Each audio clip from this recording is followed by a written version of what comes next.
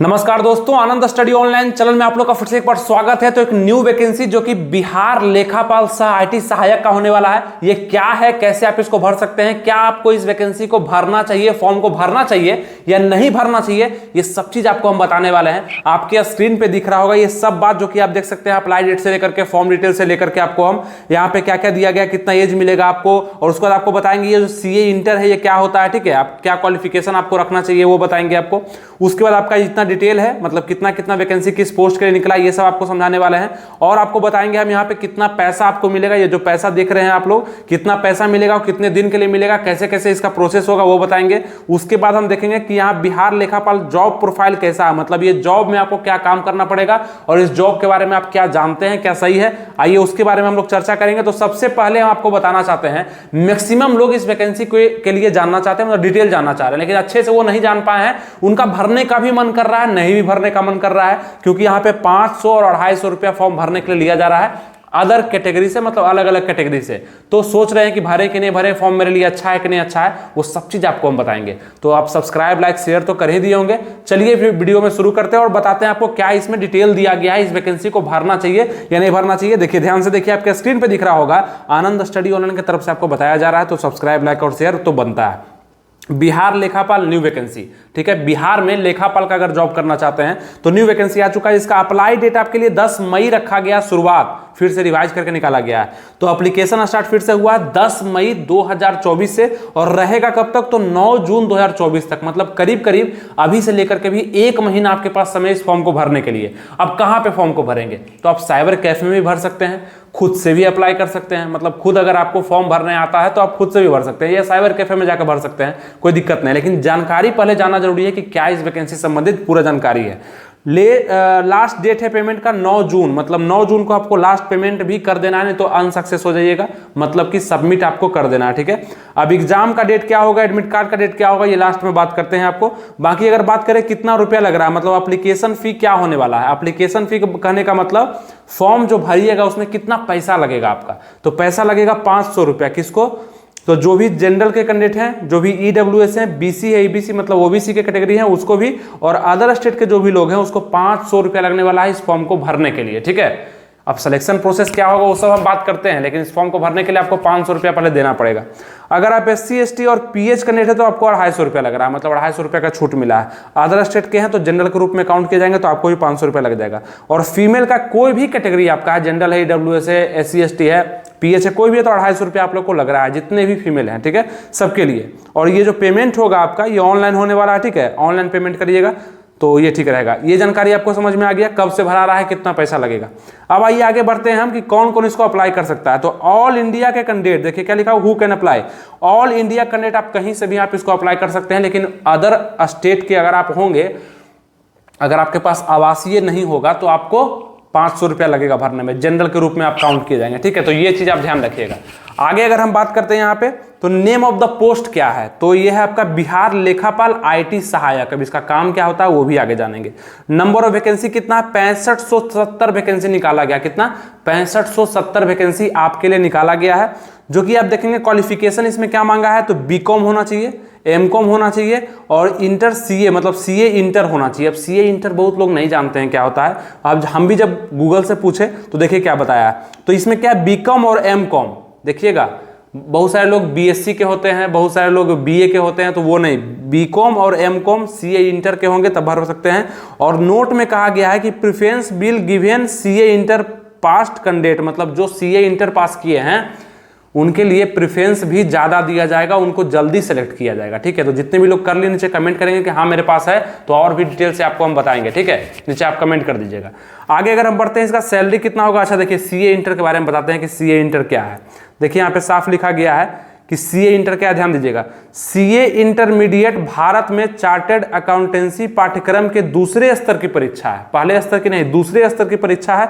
इसमें 6 विषय और 7000 से अधिक पृष्ठों की अध्ययन सामग्री है, जिसे एक छात्र को आवंटित 9 महीने तक अध्ययन अवधि में कवर करने की उम्मीद रहती है। मतलब कि ये एक तरह से कॉमर्स ही है। जैसे वो देखे एमकॉम मांगा, बीकॉम मांगा, तो सीए इंटर भी एक तरह से कॉमर्स का ही पढ़ाई है, जिसका आप अवधि देखेंगे तो करीब करीब 8 से 9 महीने में इसका कोर्स पूरा होता है। उसमें 7000 से अधिक पृष्ठ के जो काम दिया जाता है उसको पूरा करने का, मतलब आवंटित करने का यहाँ पे उसको समय दिया था, ठीक है। और ये दूसरे स्तर की परीक्षा है, मतलब सीए इंटर भारत में चार्टेड अकाउंटेंसी पाठ्यक्रम के दूसरे स्तर की परीक्षा है। इसमें 6 विषय और 7000 से 6 विषय है इसमें, तो इस टाइप का है। तो अगर आप लोग किए होंगे, जो नहीं किए हैं उनको ज़्यादा जानना जरूरी नहीं, अगर किए हैं तो ये आप समझ चुके होंगे, ठीक है। अब हम आगे बढ़ते हैं यहाँ पे कि क्या क्या इससे डिटेल संबंधित है। जैसे देखिए यहाँ पे 20,000 पर मंथ आपको सैलरी यहाँ पे बताया गया है, सब चीज जोड़ करके, ठीक है। 20,000 पर मंथ आपको सैलरी दिया जाएगा अगर आप आईटी सहायक लेखापाल के तौर पे बिहार में बहाल किए जाते हैं। उसका काम क्या होगा वो भी समझेंगे।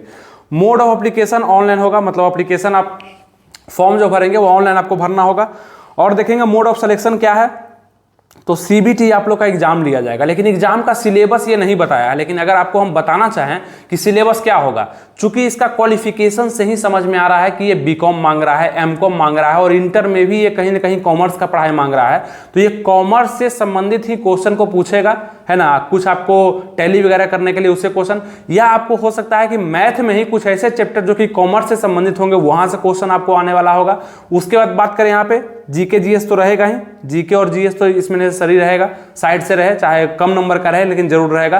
करंट अफेयर्स भी आपका रहेगा। तो कुछ इस टाइप का सिलेबस, और जैसे ही सिलेबस इसके वेबसाइट पे अपडेट किया जाता है तो आपको हम खुद अपडेट कर देंगे। तो आप हमसे जुड़े रहिएगा, सब्सक्राइब लाइक शेयर करिएगा, तो आपको हम अपडेट कर देंगे, मतलब बता देंगे कि इसका सिलेबस क्या है, कैसे ये अपडेट। अभी तक ये अपने नोटिफिकेशन में सिलेबस को अपडेट नहीं किया, लेकिन जहां तक समझ में आता है कॉमर्स का ही सिलेबस रहने का ज्यादातर चांस है, मतलब उसी टाइप के क्वेश्चन रहेंगे। बहुत हायर लेवल का नहीं रहेगा लेकिन रहेगा उसी टाइप का, ये भी ध्यान रखिएगा। अब इसमें एज का क्राइटेरिया क्या रखा गया है, एज क्या, कौन कौन से लोग इसको भर सकते हैं। देखिए मिनिमम अच्छा आपका एज लिमिट जो होगा 1 मार्च 2024 से लिया जाएगा। एज काउंट 1 मार्च 2024 है। और जनरल मेल के लिए और ईडब्ल्यूएस मेल के लिए 45 साल तक, मतलब कि 21 साल से आपका यह फॉर्म आप भर सकते हैं। मतलब 21 साल आपका पूरा हो गया है, आप इस फॉर्म के लिए एलिजिबल हो चुके हैं, ठीक है। 21 साल पूरा हो गया है तब। और मैक्सिमम 45 साल किसके लिए, जनरल के लिए और ईडब्ल्यूएस के लिए। और देखेंगे जनरल फीमेल और ईडब्ल्यूएस फीमेल के लिए 48 साल, मतलब 3 साल का छूट मिल गया फीमेल को। और बीसी ईबीसी मतलब ओबीसी का कैटेगरी मेल फीमेल है तो 48 साल, उसको भी 3 साल का छूट। एससी एसटी मेल फीमेल तो 50 साल, मतलब 5 साल का छूट आपको मिल गया यहाँ पे, ठीक है। तो अच्छा है, बता दिया आपको मिनिमम 21 रहना चाहिए, और अदर कैटेगरी के लिए अलग अलग आपको बता ही दिए। ऑनलाइन एप्लीकेशन स्टार्ट हो गया आपका 30 अप्रैल से, जो हुआ था ये फिर से रिवाइज किया गया, फिर से फॉर्म भराना शुरू कराया गया है। तो रिवाइज करके 10 मई से आपका स्टार्ट हो गया है। और ये कब तक रहने वाला है, तो आपका 9 जून तक, देखिए 9 जून 2024 तक आपका ये फॉर्म अप्लाई होने वाला है। तो आप लोग को अप्लाई करना है या नहीं करना है, आगे हम इस पर चर्चा करेंगे। अभी फॉर्म के बारे में जान लेते हैं क्या क्या डिटेल इसमें दिया गया है। अगर आगे बात करते हैं हम बिहार लेखापाल आईटी सहायक एलिजिबिलिटी, मतलब कितने क्या एलिजिबिलिटी है इसका वो तो आपको बताए हैं। और इसमें कितना कितना पोस्ट निकला है वो टोटल पोस्ट के बारे में, मतलब 6570 पोस्ट में से कितने महिला के लिए पोस्ट हैं, कितने पुरुष के लिए हैं, और कौन से कैटेगरी के लिए कितना पोस्ट निकाला गया। ध्यान दीजिएगा, बिहार लेखापाल आईटी सहायक रिक्वायरमेंट 2024 है। तो मेल के लिए देखेंगे 4270 पोस्ट है। अगर इसमें देखिए फॉर्म निकला है तो इसमें मेल भी अप्लाई करेंगे, फीमेल भी अप्लाई करेंगे। तो मेल अगर फाइट करेंगे तो वो 4270 सीट पर करेंगे, और फीमेल अगर फाइट करेंगे तो वो 2300 सीट पर करेंगे। मतलब कितना भी लड़की का बहाली होगा तो 2300 से ज्यादा नहीं होगा, कितना भी लड़का का बहाली होगा तो 4270 से ज्यादा नहीं होगा, और दोनों को जोड़ करके आपका 6570 टोटल बहाली हो जाएगा, ठीक है, मेल फीमेल दोनों के लिए। समझ में आ गया, कोई दिक्कत नहीं। अच्छा, एलिजिबिलिटी यहाँ भी दिया गया है, बीकॉम एमकॉम सीए इंटर, तो ये तो आपको बता दिए। अब बात करेंगे कि कहाँ कौन सी योजना के तहत है, तो बिहार ग्राम स्वराज योजना सोसाइटी की तरफ से IT assistant category wise vacancy 2024 निकाला गया।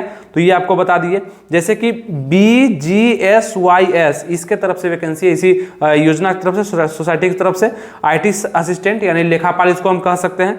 तो इसमें क्या है कि मेल के लिए देखिएगा आप, जनरल के लिए 1068 सीट है, ईडब्ल्यूएस के लिए 427 सीट है, बीसी के लिए 769 सीट दिया गया है, और यहाँ पे ईबीसी के लिए आपका 1068 सीट दिया गया है, एससी एसटी के लिए 853 सीट दिया गया है, एसटी के लिए आपका 85, टोटल मिला के 4270। तो अलग अलग बंटवारा भी कर दिया गया है। और फीमेल में बात करेंगे जनरल में तो 575, ईडब्ल्यूएस में 230, बीसी कैटेगरी में 414 फीमेल का है, ये पूरा फीमेल का, ये पूरा मेल का था।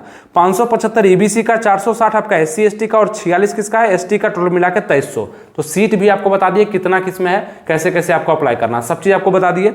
चलिए अब आगे बढ़ते हैं। इसमें सिलेक्शन प्रोसेस को देखिए, बहुत ज़्यादा ये जरूरी है, सिलेक्शन प्रोसेस का बहुत ज़्यादा जरूरी है, जो कि क्या है यहाँ पे, बिहार लेखापाल आईटी सहायक सिलेक्शन प्रोसेस है। The selection process for Bihar लेखापाल आईटी सहायक वैकेंसी 2024 फेज 1 होगा आपका रिटन एग्जाम। सबसे पहले आपका रिटन एग्जाम लिया जाएगा, जो कि आपका रिटन एग्जाम जो वेरी करेगा वो 50% मार्क्स वहां से निकाल करके आपके मेरिट के लिए निकाला जाएगा, ठीक है, और 50% आपका क्वालिफिकेशन से निकाला जाएगा। मतलब इसका मेरिट जो बनेगा ना वो दो आधार पे बनेगा, एक आपका रिटर्न के नंबर के आधार पे और एक आपका कितना क्वालिफिकेशन है, कैसा, मतलब सीए इंटर किए हुए तो आपको ज्यादा प्रेफरेंस मिलेगा, बोल दिया गया है, तो उस अनुसार से ज्यादा प्रेफरेंस के तौर पे आपको कोई पोस्ट मिलेगा, मतलब ज्यादा आपको संभावना मिल जाएगा ये जॉब होने का। समझ में आ गया। फेज 2 में आपका डॉक्यूमेंट वेरिफिकेशन होगा, फेज 3 में मेडिकल एग्जामिनेशन होगा, ठीक है। तो डॉक्यूमेंट वेरिफिकेशन वही सब डॉक्यूमेंट जो आप जमा करेंगे ये फॉर्म भरने में, वही सब चेक किया जाएगा कि ओरिजिनल था कि डुप्लीकेट था। और 50% सीबीटी का एग्जाम का नंबर जुड़ेगा आपका, मतलब देखिए 100 नंबर पे आपका परीक्षा होता है, ठीक है, तो वहां से 50% मार्क्स आपका निकाला जाएगा और 50% आपका क्वालिफिकेशन का मार्क्स, मतलब इंटर किए हुए हैं, ग्रेजुएशन किए हुए हैं, पीजी किए हुए हैं, एमकॉम है ना, बीकॉम का कितना नंबर है, कितना परसेंटेज है, उसके अनुसार सिलेक्शन 50% होगा, ठीक है। तो ये समझ में आ रहा है, मतलब कि अगर 100% में सिलेक्शन होगा तो 50% रिटर्न का मार्क्स और 50% क्वालिफिकेशन का मार्क्स जुड़ करके जिसका ज़्यादा होगा उसका सबसे पहले सिलेक्शन हो जाएगा। कोई दिक्कत नहीं समझने में समझ में आ गया आपको। आइए हम लोग अब आगे बढ़ते हैं।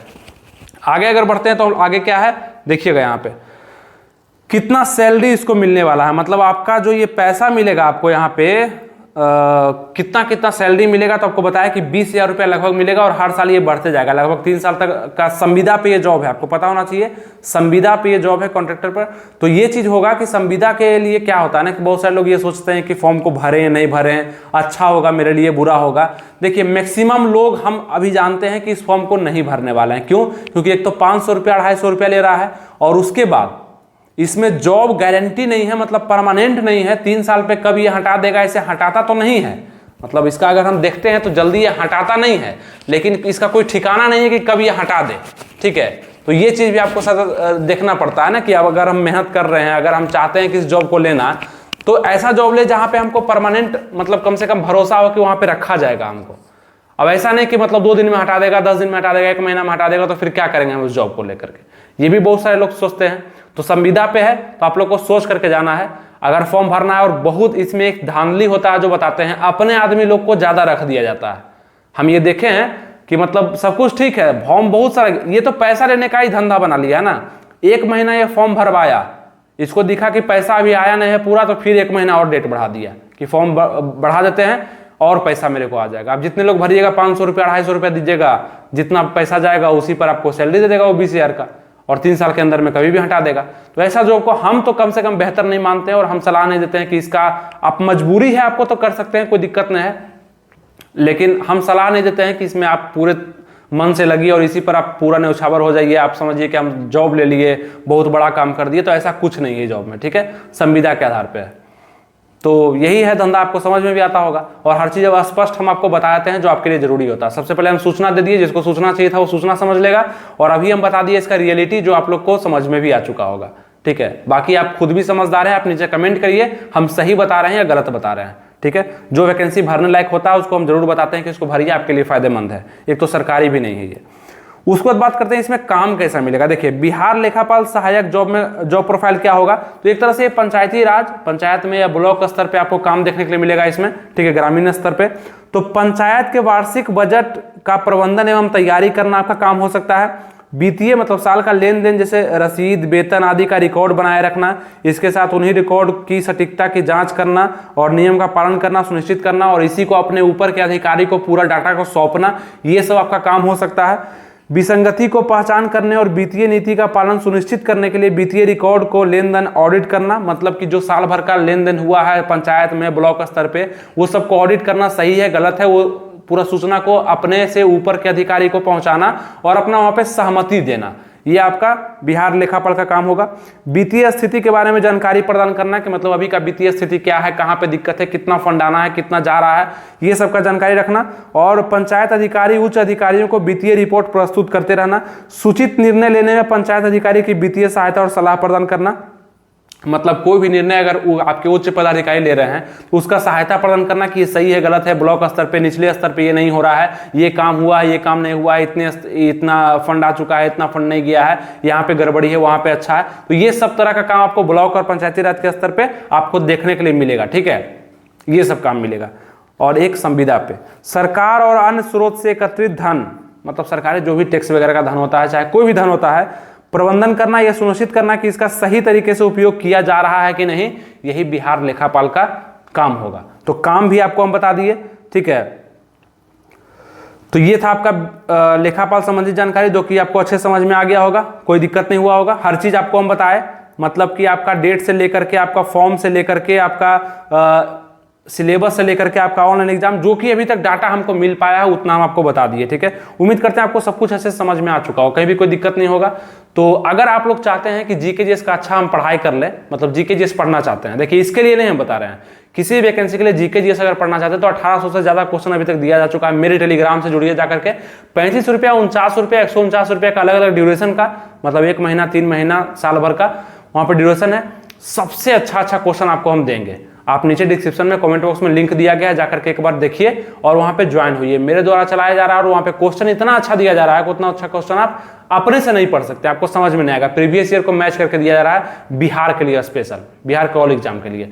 आप जल्दी जाकर के नीचे टेलीग्राम का लिंक दिया गया कमेंट बॉक्स डिस्क्रिप्शन में, चेकआउट करिए और जल्दी से कोई ना कोई में एडमिशन आप ले लीजिए, ताकि अच्छे से क्वेश्चन का आप अवलोकन कर सकें और पढ़ाई अपना जारी रख सकें, ठीक है। कहीं भी कोई दिक्कत नहीं आएगा, सब कुछ वहां पे समझ में भी आएगा। क्विज तरह क्वेश्चन टेलीग्राम पे आपको दिया जाता है, आप जरूर जाइए, जुड़ जाइए। और उम्मीद करते हैं सब कुछ आपको समझ में आ गया। सब्सक्राइब, लाइक और शेयर जरूर कर दीजिएगा। थैंक यू, जय हिंद।